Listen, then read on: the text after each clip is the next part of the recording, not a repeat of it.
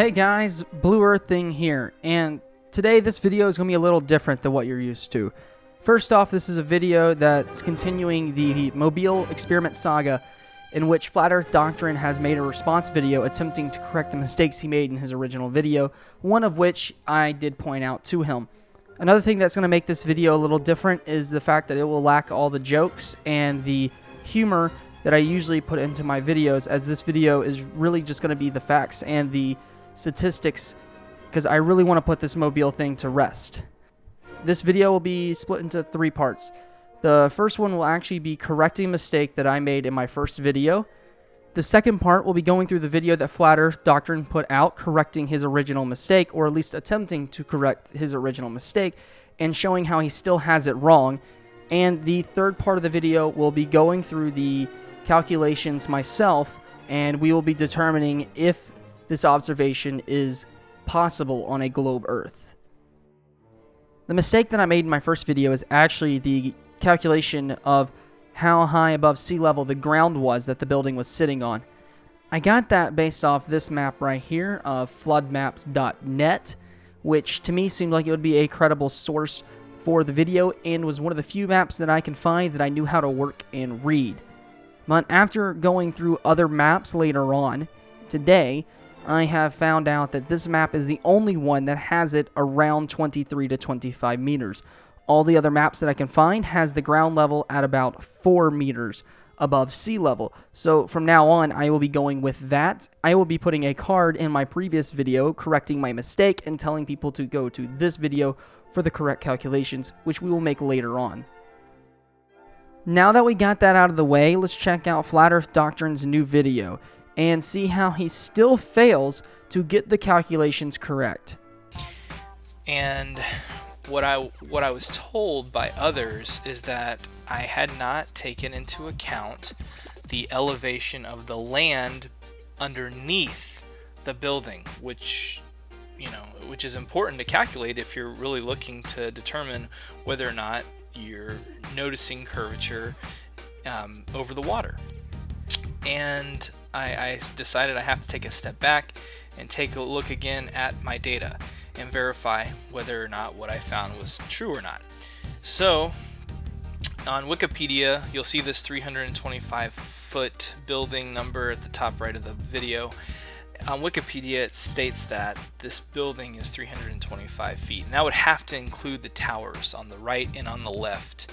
Yeah, he's correct. The building is 325 feet, or 99.1 meters tall, including the towers. So he's very correct on this point right here. Because at this, you see this curved overhang of a roof at the very tip-top front of that. That's about I believe 236 feet high, and that's when taking into the elevation of the ground underneath the building as well. So, and now we get to the part of the video that he gets wrong, and the first misstep that he makes in his calculations, which is the height of this roof. Now, for the sake of keeping this video short, I will not go through his part of the video where he figures out how high the roof is, but I will go through it in short. Basically, he uses the Google Earth tool, places it on the ground in front, figures out that the ground is about 4 meters above sea level. Then he goes and places the tool on the top of the roof, finds out that it is about 72 meters above sea level, and uses that 72 meters above sea level as his basis for his 236-foot height measurement that he makes in this video, which is wrong, and I will show you why in just a second. You see, the mistake that Flat Earth Doctrine made in this video is trying to recalculate the height of the building in said video, and he did it in a very roundabout way, instead of just going online and trying to find the actual height of the video. Now, in the end, this really doesn't matter, and he should have just used his original 325 feet in the first place, but still, we're going to go through and show why his calculations on the height of the roof are wrong.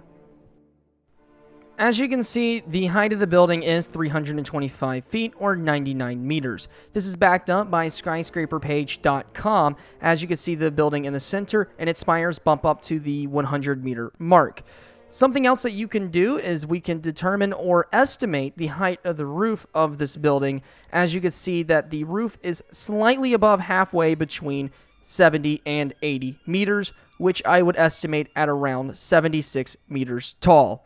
This puts the height of the building at 249.34 feet or 262 feet above sea level when you factor in the 4 meters that it is above sea level, which then shows us that this image here is wrong.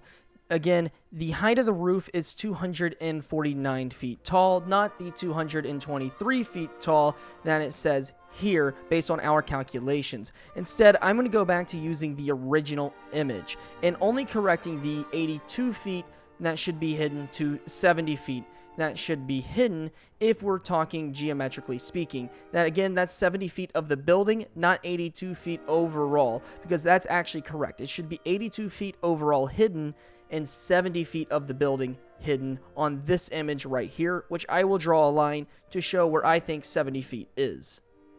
This red line is just an estimate of what I think about 70 meters should be, but I do believe that it would bring in that one story of the 2 extra stories that we saw in the original video. And where does the other story come in, you might ask? Well, there is one thing that Flat Earth Doctrine never accounted for in his calculations, and that's atmospheric refraction.